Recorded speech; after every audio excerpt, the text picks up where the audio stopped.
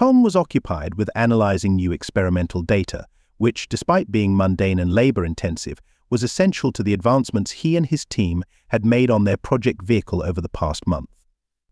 Thus, whether he found it appealing or not, he was in the midst of sorting and classifying this data for further examination. A notification sound from his phone caught his attention. He saw the screen illuminate but refrained from checking who the message was from. It took a few minutes before he could pause his work on the data set and divert his gaze from the monitor. Picking up his phone, he saw the notification. It came from an unsaved number. Though he recognized the area code, the number itself was unfamiliar. Initially, he considered ignoring it, suspecting it to be spam, but curiosity got the better of him, wondering if perhaps it was from a co-worker whose number he hadn't saved. Upon opening the message, he was greeted by an unexpected image. At first glance, he was confused. Why would someone send him an unsolicited explicit photo? Displayed on his phone was an indecent image. The accompanying text stated, "Pay attention. There's still time at Bradley's 18. He read it over once more. After a brief moment of contemplation, he chuckled quietly. Receiving such a message through a mistaken number was unusual, and he was about to dismiss it when he gave the photo another look, which stopped him in his tracks. He hadn't noticed at first, but there, on the left thigh of the subject, was a tiny, almost imperceptible mole. This mole was unmistakably Alice's, his wife of 6 years. He scrutinized it once more, hoping to find something, anything, that might challenge what his eyes were telling him. However, the more he inspected, the clearer it became that he was viewing a highly incriminating image of his wife. He revisited the message. Bradley's was a local pub, not a place they frequented. It was situated in the town over. But the mention of Bradley's at 6 p.m. puzzled him, especially when Alice was supposed to be en route to Boston. Her team was in the midst of preparing a crucial proposal, with the presentation scheduled for Monday afternoon. The team had departed earlier that day, intending to convene tomorrow to refine their proposal, and on Sunday for a comprehensive rehearsal before the presentation itself. As a lead organizer, Alice's presence at the preparatory meetings was a given. It was now 5:15 p.m. She should have arrived in Boston by 4:30. She usually called him after landing, but given the circumstances, it was understandable that she was preoccupied with coordinating the team and their materials. Proceeding to the hotel, he contemplated calling her but decided to respond to the mysterious message instead. His reply was nothing revolutionary, but it was somewhat expected. "Who are you? How did you come across this picture? Are we meeting at Bradley's?" He began gathering his belongings for the day, determined to head to Bradley's in search of answers. He sent Alice a message. "How was your flight? I'm off to get some food. Call me when you get a chance." His strategy was to stay low-key and decipher the unfolding situation. As he made his way to his car, his phone alerted him again. Expecting it to be Alice, he unlocked his phone. The response was from the unknown sender. "I will be there. Yet I suspect you'll encounter someone much more fascinating than me." His thoughts were now in overdrive. He opened his Maps application and hurried to his car. Bradley's was a 30-minute drive, and the time was now 5:40 p.m. He was aiming to get there just after 6 p.m. Unaware of how crucial timing was, he drove straight to the location, eager to meet whoever the sender believed would capture his interest. Along the way, his phone rang again. This call was from Alice. "Hectic times with the team. I'll call you later tonight. Love you." He didn't linger on it. Their conversation would wait. His focus was riveted on the impending meetup at Bradley's and the mystery of how someone acquired such intimate details about his wife. His heart was pounding as he arrived in the parking lot at 6:12 p.m. The individual who sent the message didn't hint at who he was meant to encounter, leading him to assume that whoever sought the meeting knew him well enough to make contact. Yet what troubled him significantly was the suggestion that an additional person of interest would be present. It was evident the message's author possessed information he did not, making him suspect a trap, but left him with no choice if he wished to uncover the truth. He was unsettled because of a photograph. His trust in her was unwavering, and he thought their connection deeply satisfying, or so it seemed. But there was a single way someone could have acquired a photo of his wife, and he was determined to find out how within the next 5 minutes. The thought of finally receiving a clear answer made him apprehensive. Upon entering, he adapted to the dim lighting, not recognizing the bar or its layout. He stepped to the side after entering and surveyed the room. Directly in front was a large dining area, with a bar to its left. He proceeded to the bar, securing a vacant spot at the bar's end, and sat down. The bartender, who had just attended to a neatly dressed customer, approached to take his order. Having ordered a beer, his gaze shifted to the dining area, captivated by a man who had just ordered and was heading towards a group of lively people. Then he spotted what the note alluded to. Alice was there, accepting a drink from a neatly dressed man, her simplicity and the elegance of her black dress and pearls glowing. Driven by instinct, he made his way to Alice's table. As she saw him, her face went from happiness to shock. Without hesitating, he reached the table and grasped the neatly dressed man by the scalp with his left hand, yanking forcefully, causing the man to lose his balance, drop his drinks and reel back, crying out in pain. As he pushed the man away, he released his grip, preparing to punch with his right, only to see the man retreat too quickly, tumbling before he could land a hit. Moving closer, he then recognized the man.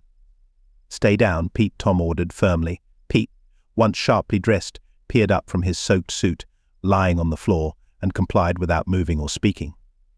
Tom then redirected his focus to Alice. The whole table went quiet, with familiar faces everywhere, friends from Alice's workplace who visited their home for dinners and socials. Perhaps allegiance to their circle outweighed betrayal, he mused. Yet there was someone across from him who knew the truth and opted to reveal it. He thought momentarily about identifying this person before deciding it wasn't worth the trouble. "I'm heading home. If you care to save our marriage, you'll come right after," he announced. She gave a nod, starting to rise, but he signaled her to stay, indicating he wished to leave first. Before exiting, he spoke to Betty Wilson and Bob Thornton, who were also there. "Betty, Bill thinks you're in Boston too. Bob, is Hannah under the same impression?" They looked away, incapable of meeting his gaze or replying.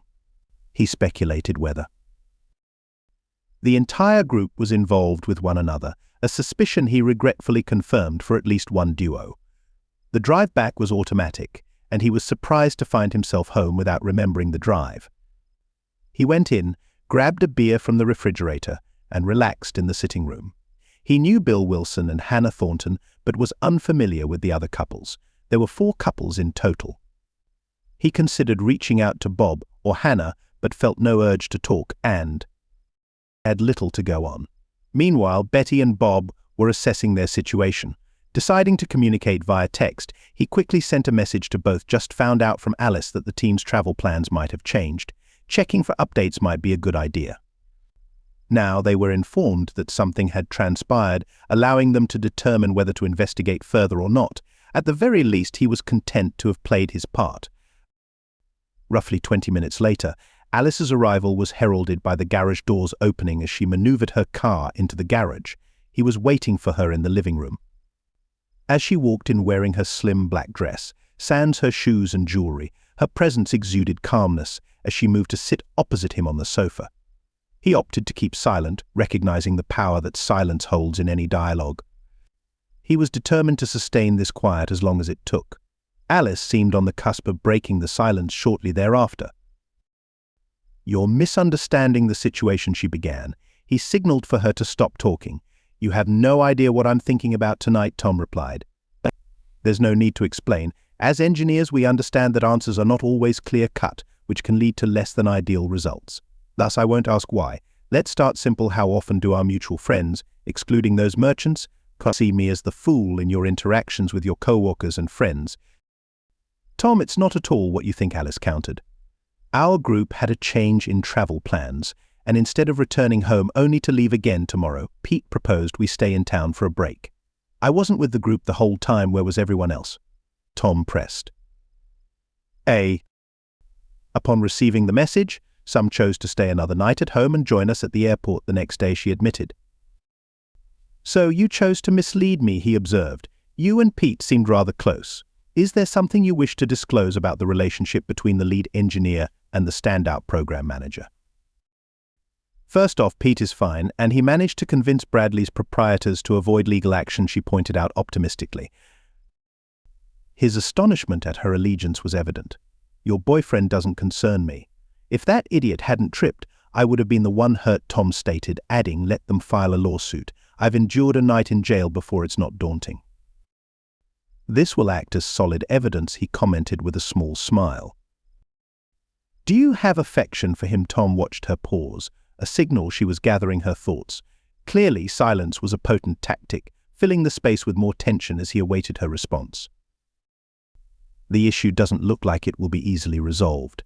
He's not my boyfriend, nothing happened. Indeed, I should have told you about the change in plans, but it seemed trivial. Whether I was in the city or Boston didn't matter. You weren't expecting me, and I was focused on the team. Our only activity was having dinner before we went to our separate rooms. There was no ground for your reaction, she clarified. You were just getting drinks, yet you humiliated me in front of my team. Now, she fully assumed a defensive posture, wondering if she could outwit him. He turned on his phone, displayed a text, and pushed it across the coffee table toward her. Her expression upon seeing it told him she remembered the photo and its context, making denial pointless. She started over, this time without hesitation. He took his phone from the desk, activated the voice recording app, and placed it in his shirt pocket. Our team, she paused, searching for the correct word, is closely knit in many ways. A good number of us, she continued, belong to a tight-knit group that meets regularly.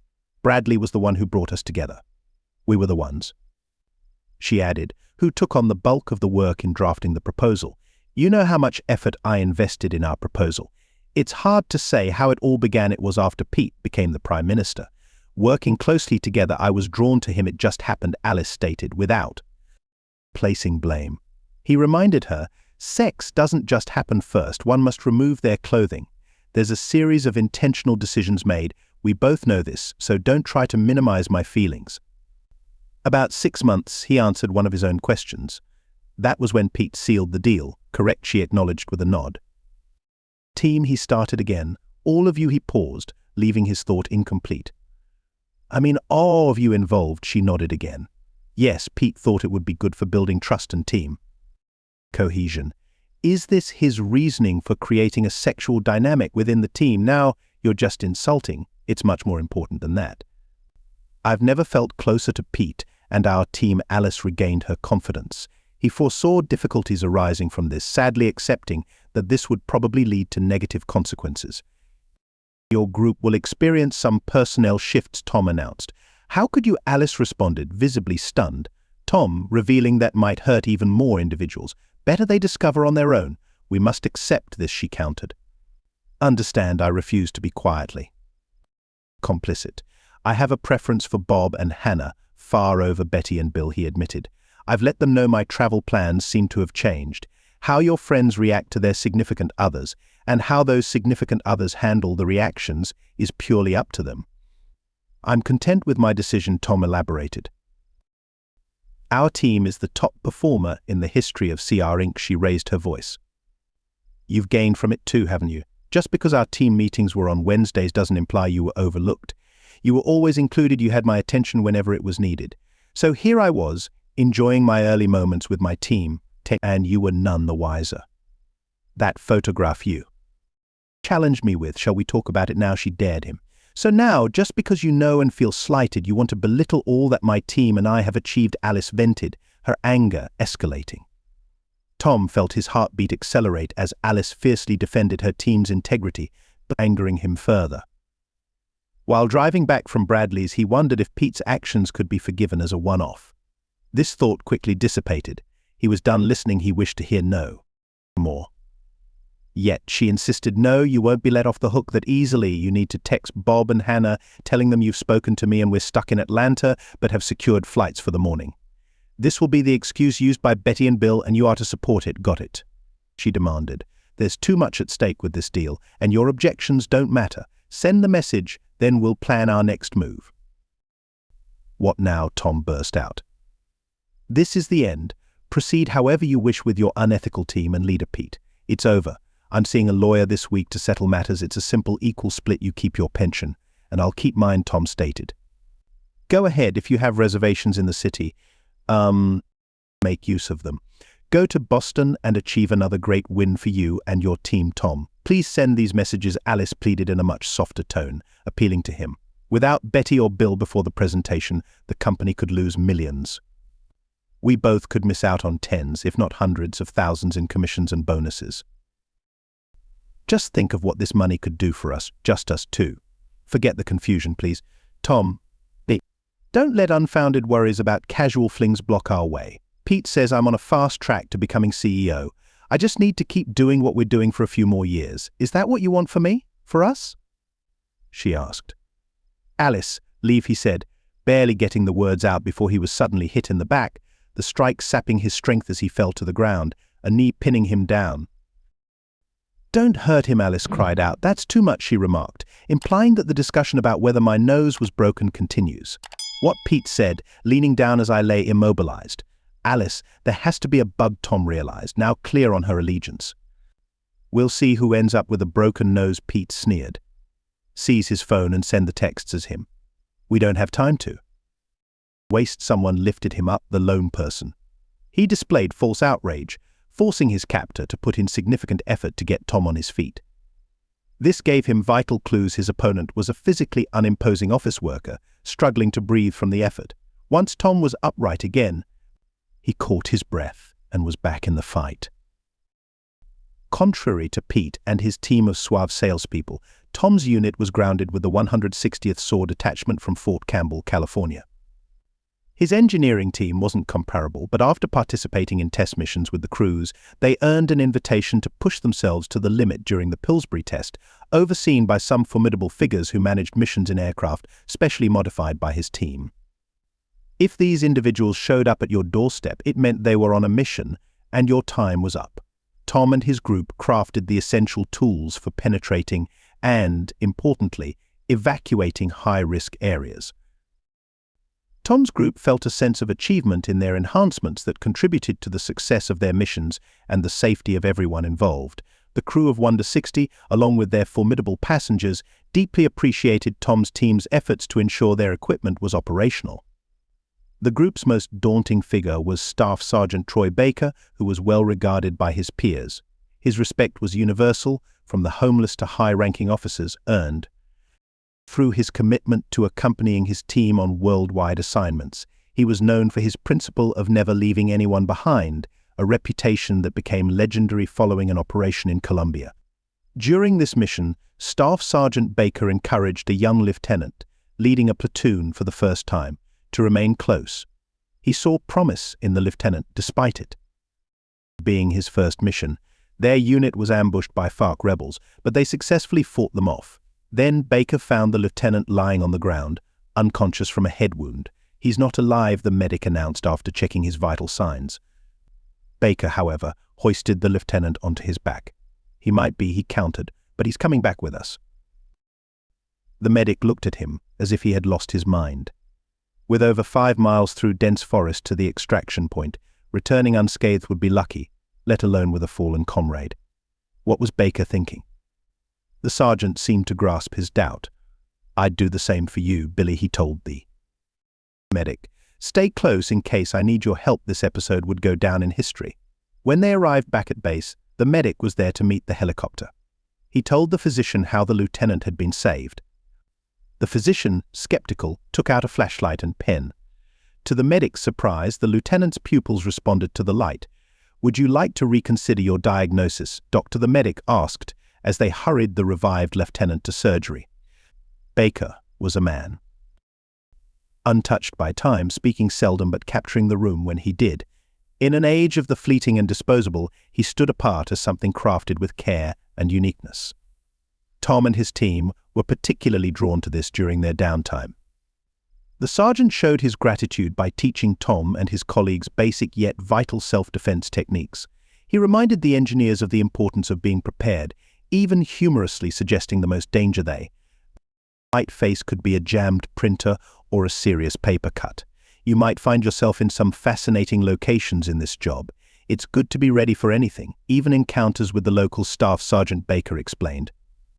But hopefully, a paper cut is the worst you'll ever suffer. Tom managed to control his breathing and leaned into his captor, making it seem as though he was subdued. He remembered the combat moves taught by the staff sergeant. Sometimes you might not be able to do much besides take hits. It's unfortunate, but it's part of life. The important thing is to know you can always fight back, even if it means being cleverer than your attacker, Tom thought, using the techniques to wear down his lone attacker passively. Hand over the phone, demanded Tom's colleague Pete, and making eye contact. Now you know I've been involved with your wife. You're just a trivial, geeky individual. Abide by our instructions, and you might still enjoy Alice's company when her team is not around. Consider the array of devices you could acquire with her extra earnings. Perhaps Alice might even reward you with an artificial companion during the time she's otherwise engaged. Pete relished in belittling Tom, compelling his acquiescence silently. Where have you hidden it, Tom? He probed, spotting the outline of a phone through Tom's shirt. Found it, he announced, extending his right hand. Tom swiftly retracted, pushing his right heel against his aggressor's shin, sliding it down to the toes of his luxury shoes. He flexed his arms, escaping his captor's grasp, who then shrieked in pain and fell, unable to bear his own weight. Tom watched as fear flashed across Pete's eyes. He thrust his right hand out, twisted his shoulder as the sergeant had advised, and landed a potent strike too. Pete's face's center. He sensed a bone giving way under his punch, and Pete's nose gushed blood as he tumbled to the floor like a felled tree. Upon turning, Tom realized Bill had been the one holding him back. Bill now lay on the floor, whimpering and holding his leg. I think it's fractured, he groaned. Tom then pressed down on his foot, eliciting a cry of pain from Bill. That settles it, Tom declared. He turned to see Pete on the ground, hands on his face, trying to rise to his knees. Tom drew close and whispered, "Looks like that's a broken nose, Pete. I'm just not the sacrificing type," and struck Pete on the temple. Pete fell once more, his breathing quickened, his gaze darting around the room in search of Alice. Suddenly he felt a severe blow at the center of his back and neck base, bringing him to his knees, bracing for more.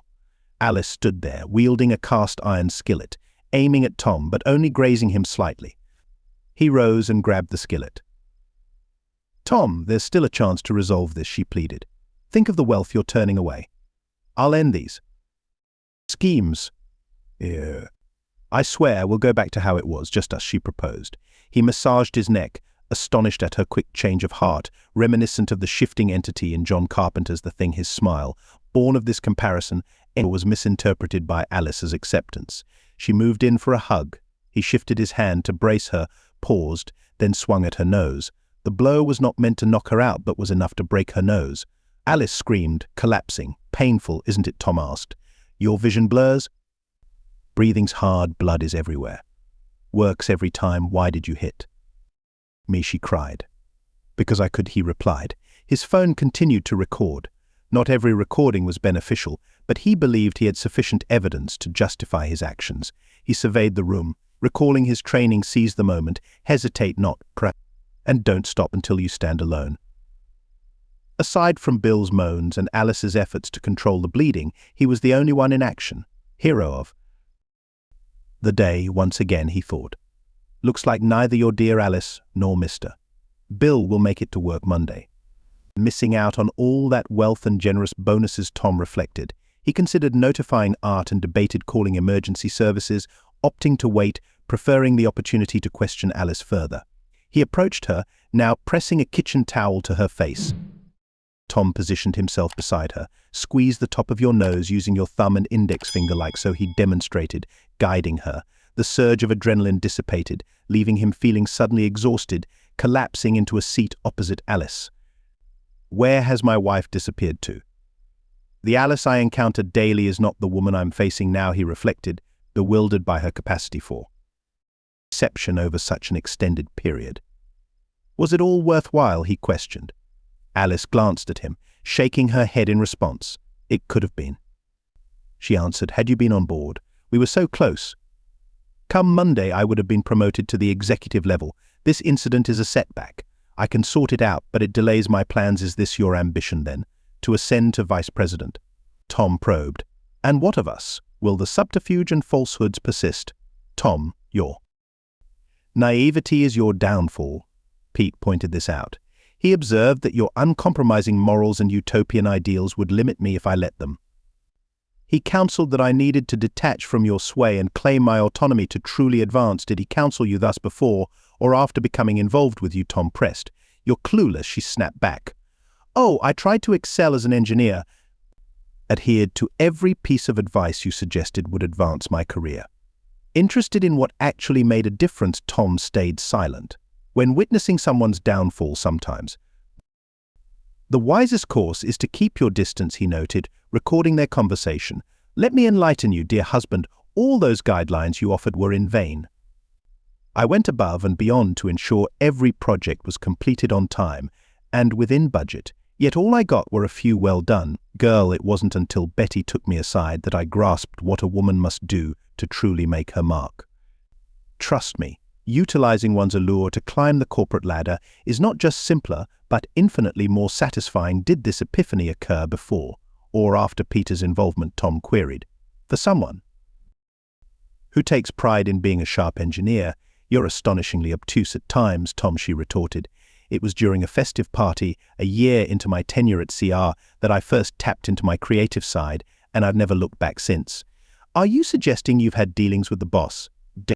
Art Vandelay, Tom asked, disbelieving. Yes, Tom, with Art, Pete, Bill, and any other team member who could advance my career. Even now, as you ponder whether we've covered every base, we notified Art about our whereabouts before coming here. He's now orchestrating the team. They'll concoct an alibi for our absence. They must carry on without us, yet I trust the foundation we've established with their procurement officers will be advantageous. Do I really want to know this? He contemplated. Why not? You're always proactive. Tom. Alice had consistently been one step ahead. It was so seamless I'm reluctant to even deem it effort, she laughed. Recalling an old jest, the least thrilling experience I've had was still phenomenal, she continued. At the contractors' conference, mingling with the men was effortless, compelling us to brainstorm with Brenda, the admirable lady on the selection committee. It's ironic how I managed to charm even a woman, though we needed old Pete's extra influence. Given the guarantees that, upon winning the bid, we'd begin collaboration. Indeed, our selection committee is in a favorable position. Then why resort to such intricate plots? Tom inquired. It was Pete's misguided suggestion. I told him to calm down, that I would pacify you and return in time for our departure, but he was adamant about taking control. See where that's led us. Now, instead of joining the triumphant team, I'm stuck here with you. As I said, it's fixable, but it's a regression. You wouldn't give up on me so easily, he declared. Maybe not, Alice admitted, yet I would still catch that flight well. You're certainly not going anywhere now, he stated, reminiscing over Pete's supposed wisdom. He surmised that Alice might have a tracking device on her. Art, are you listening in? I'm dialing the authorities this instant. This implicates numerous offenses, and we've barely begun to delve into the fraud aspect. Is this a deal with the government? Alice asked for confirmation. Correct. The government isn't exactly fond of what you call extra initiatives. While I believe your attorneys are skilled, maybe there's an alternative route. After a brief pause, Alice's phone played hail to the chief for its ringtone. Art, she queried, switching to the speaker. From the speaker, Art's voice came through. First off, I'm sorry. The behavior of Pete was an oversight. Be assured the board will deal with his behavior sternly. Art, that's comforting to know. It's reassuring to see you and the board address accusations of assault and fraud with such seriousness. Tom, these accusations are severe. Legal representation may thrive, but igniting a scandal isn't anyone's preference. We can resolve the penalty. Community service will be the responsibility of Pete and Bill, yet in the end, it'll result in your divorce and a financial downfall, Art explained plainly. Is there a decision to be made in this situation, Art? Tom asked. Alice has always said you were the smarter one. However, I'm more pleased to have hired Alice. Indeed, Tom, a choice exists, Art continued. Tom, we unintentionally took your place in your spouse's heart. When you confronted us, the treatment you received was utterly appalling and shocking. Disgraceful, truly, Tom recognized, continuing the narrative. Instead of engaging the authorities, as you put it, an agreement could be formed. An image has been sent to Alice's phone. Not by me directly, but through one of my technicians. They've told me it disappears after being viewed. This might repair some bonds. Alice, she revealed the picture, tilting her phone towards Tom. He saw the title Bank of Grand Cayman and a string of numbers indicating a hefty amount. When can I access this? Tom asked. It's been deposited already, Tom. For the account information, check your email, Art said. It's been a rough day for you, Tom. Making a choice might be hard, and your feelings aren't being overlooked. Alice is undeniably alluring. However, sentiments don't equate to currency, correct? Exactly, Tom agreed, echoing Art's sentiment. We'll cover your divorce costs. Assuming reconciliation is off the table, which I believe is clear to us all, Alice will initiate the proceedings. She'll claim her belongings and pension. He paused briefly before continuing. On one hand, he could maintain his honor, exposing the entire shameful episode, allowing the consequences to naturally occur. On the other, he could walk away with Art offering $5 million as an incentive to leave. Does your company have a medical team? Tom asked. Indeed, Tom, we have several doctors on staff. Art replied. Good, Tom said. You ought to send some to your crew here. So do we have an agreement? Art asked for confirmation. Exactly was the agreement from both Tom and Alice. Is that everything, Tom? Goodbye, Art said. Tom hung up, retrieved his phone, turned off the recording, and placed it in his pocket. You knew you'd come around to our way of thinking, Tom. Perhaps we can still be friends, maybe with some extra benefits after all is said and done, she suggested, with her best attempt at a winning smile. But even her spirited smile couldn't hide the injuries to her nose, the bruising surrounding her eyes, and the dried blood under her nose, trailing down to her chin. Tom found the sight somewhat humorous and allowed himself a brief smirk. Mistaking his smirk for approval, she advanced for a kiss. Tom raised his hand, stopping her advance, and shoved her back until she fell onto the sofa. Either I didn't hit you hard enough, or too much. Under what circumstances did you think I'd want to kiss you? Alice, she looked up, wounded. Take whatever you want, but leave by tomorrow, Tom declared, heading towards the exit. He stopped by Bill. Are your legs still hurting? He asked. Yes, you bastard, it hurts, Bill responded. Maybe this will distract you, Tom offered, and then kicked Bill. Bill doubled over in pain. Tom left, his destination uncertain, but with food and lodging as his priorities. He grabbed a burger from a diner, booked a room at the Red Roof Inn on the outskirts of town by the highway, and fell asleep instantly, despite the numerous injuries he had sustained. Waking early, he began brewing coffee in his motel room when his phone buzzed with a new message from that number, which he immediately opened. I'm sorry about what happened yesterday. I can catch up with you at the shopping center around noon. Please feel free to meet me at the coffee shop. I plan to be there. He drafted a reply and poured himself a cup of lukewarm brown brew from the dispenser's pot. Yes, I'll make it, he considered, then booted his computer. It's time to start managing finances online. Back in his college years, well before his acquaintance with Alice, Tom was counseled by his finance professor to keep at least one foreign bank account as a backup. With nothing at stake and following his mentor's advice, he quickly became the owner of a new account in the Cayman Islands, which he valued deeply. He opened this account 10 years prior and added to it when possible. He was satisfied with the $50,000 balance in this account. This valued reserve was about to get a substantial boost. Tom logged into each financial institution's protected site, and with his password and several clicks, he moved a substantial sum from Kara's payment into his own account, leaving $100,000 in the initial account. He showered, dressed, and left to encounter the mysterious sender of the message.